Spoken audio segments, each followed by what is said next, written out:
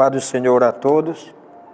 É com muita honra que eu inicio nesse horário o primeiro vídeo da Comunidade Evangélica Eterna Aliança.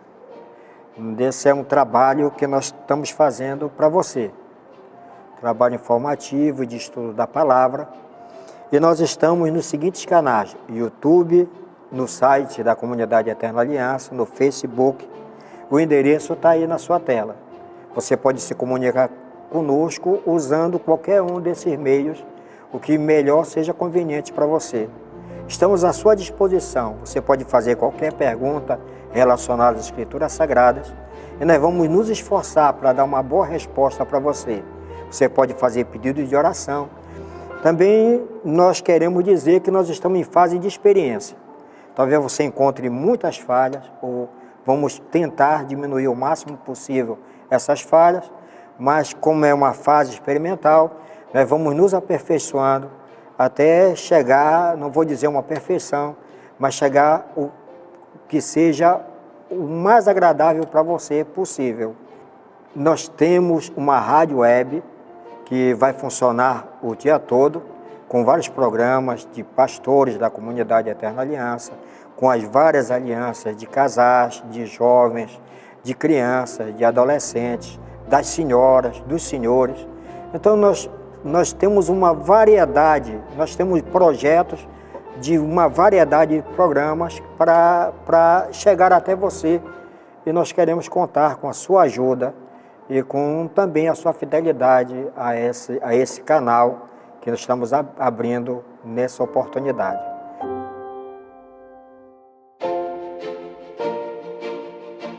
Nós queremos, nesse primeiro vídeo, falar um assunto muito importante, é a doutrina básica do cristianismo. Eu quero falar para vocês sobre ressurreição. A doutrina da ressurreição é tão importante no Novo Testamento que Paulo escreveu um capítulo todo dedicado a essa doutrina. É o capítulo 15 da primeira carta aos Coríntios. É bom a gente falar um pouco sobre a cultura grega. O povo cristão grego ainda estava aprisionado por uma cosmovisão dos filósofos gregos. Platão, que foi um dos grandes filósofos, ele pregava que a alma era prisioneira do corpo. Então, para ela ter plena liberdade, ela precisava se libertar desse corpo. Então, para os coríntios, não era uma vantagem haver ressurreição, porque para eles, se houvesse ressurreição, o corpo voltaria a se unir com a alma e a alma voltaria a ser prisioneira. Essa era a cosmovisão dos gregos. Para os crentes, para Paulo, a cosmovisão, a pregação era totalmente diferente. Porque Paulo não veio pregar apenas a salvação da alma, ele veio para pregar a salvação do corpo e da alma. Então, o corpo é tão importante para o cristão, a ponto de Paulo dizer que o corpo é o templo do Espírito Santo. E por isso Paulo pregava a ressurreição do corpo, uma ressurreição de um corpo físico. Então ele começa falando aos Coríntios, lá no versículo 12, ora, se prega que Cristo foi ressuscitado dentre os mortos, como dizem alguns de vós que não há ressurreição de mortos. Ou seja, se acreditava que Cristo ressuscitou.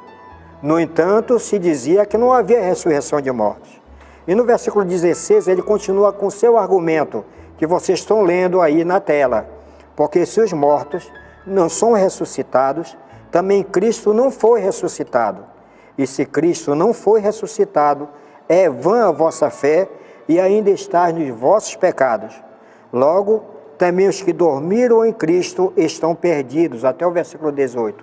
Nós vemos aí que a doutrina da ressurreição é tão importante que, se nós não acreditarmos na ressurreição de mortos, Cristo não ressuscitou, a nossa fé é vã, nós continuamos nos nossos pecados, nós não temos esperança de nos encontrarmos com nossos entes queridos que morreram em Cristo, porque eles estão perdidos, porque não se crê na ressurreição. Ainda continua do versículo 19 até o versículo 22. Se é só para esta vida que esperamos em Cristo, somos de todos os homens os mais dignos de lástimas.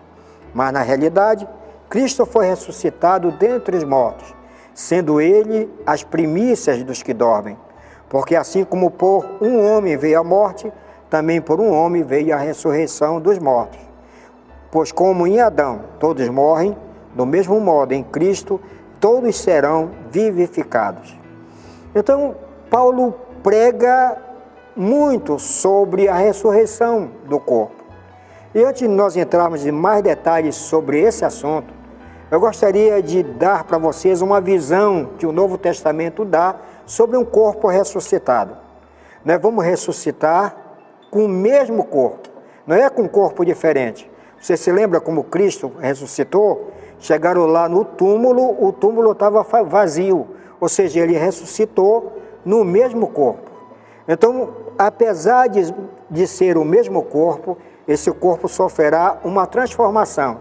Ele não será simplesmente um corpo físico como nós estamos acostumados a nos ver, mas será um corpo celestial.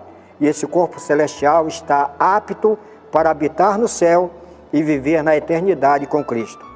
Será um corpo incorruptível, ou seja, ele não sofrerá deterioração, ele não envelhecerá, ele não terá doenças, ele não morrerá de novo. Esse corpo não estará limitado ao tempo e ao espaço, ou seja, não vai sofrer a ação do tempo, porque será um corpo pronto para habitar com Cristo na eternidade. E também não haverá limite de espaço, ele poderá estar em qualquer lugar na hora que ele quiser, assim como Cristo, quando ressuscitou, ele entrou naquele cenáculo, todos estavam fechados, e ele apareceu no meio dos seus discípulos. Será um corpo glorificado semelhante a Jesus. Por isso, Paulo, escrevendo aos Filipenses, capítulo 3, versículo 20 e 21, que você também pode acompanhar aí na tela, diz assim: mas a nossa pátria está nos céus, donde também aguardamos um Salvador, o Senhor Jesus Cristo.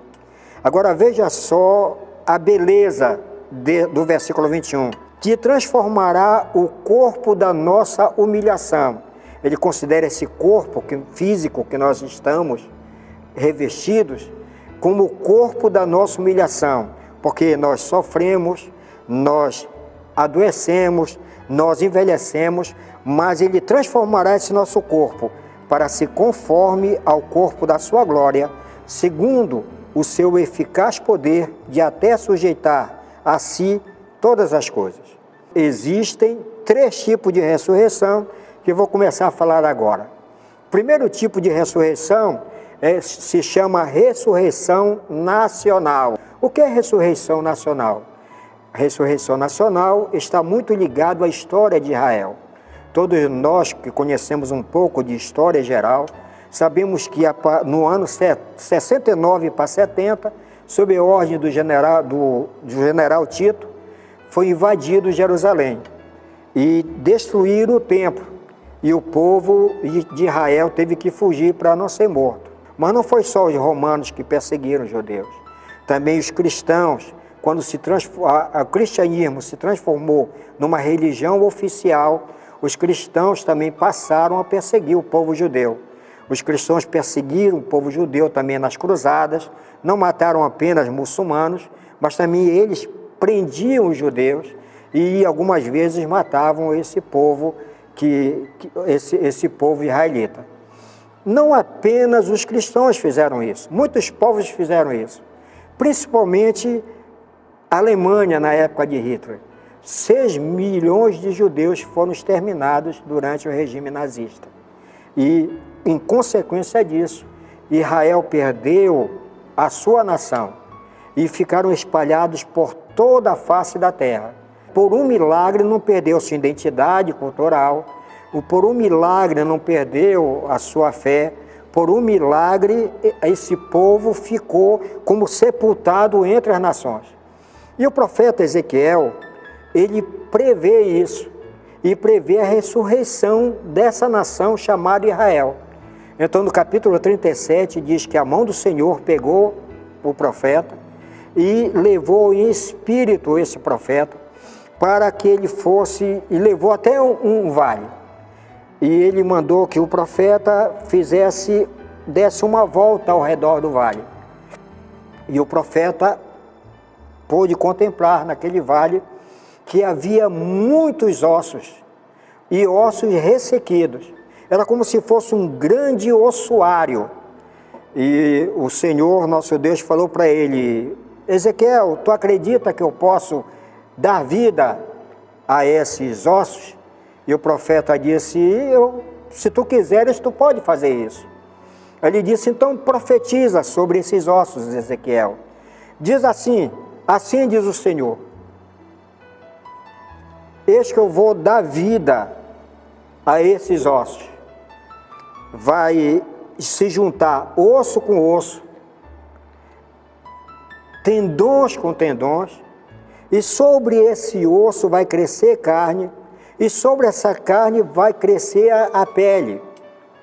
E quando ele profetizou essas palavras, ele ouviu um grande barulho. Eram ossos se juntando com ossos, os tendões aparecendo, unindo esses ossos. A carne estava crescendo sobre esses ossos, e a pele revestiu essa carne. E quando ele olhou, havia uma quantidade enorme de corpos, mas sem vida. E o Deus disse para ele: profetiza e manda que o Espírito entre nesses corpos. E ele profetizou, e veio o Espírito dos 4 cantos do mundo, dos 4 ventos do mundo, é assim que é a expressão bíblica, e esse Espírito entrou naqueles corpos, e de repente aqueles corpos adquiriram vida, e foi um grande exército que surgiu. Eu quero ler para vocês o versículo 12, que diz assim: portanto, profetize e dize-lhes, assim diz o Senhor Deus, eis que abrirei a vossa sepultura, e vos farei sair dela o povo meu, e vos trarei a terra de Israel. Saberei que eu sou o Senhor, quando eu abrir a vossa sepultura, e vos fizer sair dela, ó povo meu. E isso aconteceu em 1948, quando a ONU, tocada, penalizada pela grande mortandade, pelo quase extermínio do povo judeu no Holocausto, resolveu dar um país para eles. E em 1948 o povo de Israel foi criado a nação de Israel, e ele ressurgiu do meio da sepultura onde estava, no mundo todo, e a promessa de Deus se cumpriu. Então essa é a primeira ressurreição, que é a ressurreição nacional, que tem muito a ver com o povo de Israel. O segundo tipo de ressurreição é a ressurreição espiritual. E você vai ler na nossa tela, na carta aos Efésios, capítulo 2, versículos 1 a 6, que eu vou ler e você vai acompanhar na tela. E ele vos vivificou, estando vós mortos nos vossos delitos e pecados, nos quais andastes, segundo o curso deste mundo, segundo o príncipe das potestades do ar, do espírito que agora opera nos filhos da desobediência. Então Paulo está dizendo: Jesus nos deu vida, porque antes de Jesus nós estávamos mortos nos nossos delitos e pecados, e que ainda hoje esse estado de morte espiritual continua operando naquilo que ele chama de filhos da desobediência, aqueles que ainda não têm Jesus na sua vida. E continua no versículo 3, entre os quais todos nós também antes andávamos nos desejos da nossa carne, fazendo a vontade da carne e dos pensamentos. E éramos por natureza filhos da ira, como também os demais. Mas Deus, sendo rico em misericórdia, aí começa a nossa transformação, pelo seu amor com que nos amou. Estando nós ainda mortos em nossos delitos, nos vivificou juntamente com Cristo. Isso não foi mérito nosso, tanto que está aqui, lá escrito as palavras: pela graça sois salvos, e nos ressuscitou juntamente com Ele, e com Ele nos fez assentar na região celeste em Cristo Jesus. Então, quando nós aceitamos a Jesus como Salvador, nós somos vivificados, nós que éramos mortos em delitos e pecados, e agora, espiritualmente falando, Ele nos deu vida, e por isso esse é o segundo tipo de ressurreição, a ressurreição espiritual. E eu quero terminar falando do terceiro tipo de ressurreição. A ressurreição física, a ressurreição do nosso corpo. Todos nós vamos morrer. A palavra de Deus diz, ao homem está decidido que se vai morrer uma vez, vindo após isso o juízo. Então, a morte física é um salário que a gente vai receber um dia. Mas a morte física não é o fim para nós, porque há uma promessa de Deus. Há uma promessa de ressurreição do nosso corpo físico. O dia e a hora nós vamos falar no nosso próximo vídeo. Eu gostaria apenas de fazer uma ressalva. Todo mundo já ouviu falar na ressurreição de Lázaro, na ressurreição do filho da viúva de Naim, mas isso não é ressurreição que a Bíblia determinou para nós, porque isso não foi uma verdadeira ressurreição, isso foi uma restauração natural da vida, porque eles ressuscitaram, mas eles morreram de novo. E eu falei logo no início da nossa preleção, de que um corpo ressuscitado, ele não morre de novo, ele é imortal. E quando vai ocorrer essa ressurreição, nós falaremos isso no nosso próximo vídeo.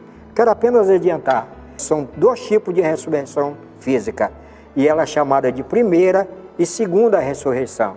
Que você possa ser abençoado por essas palavras. E quando se fala em ressurreição, Paulo diz assim, consolai-vos uns aos outros com essa palavra. Que vocês sejam consolados com essa esperança. Amém.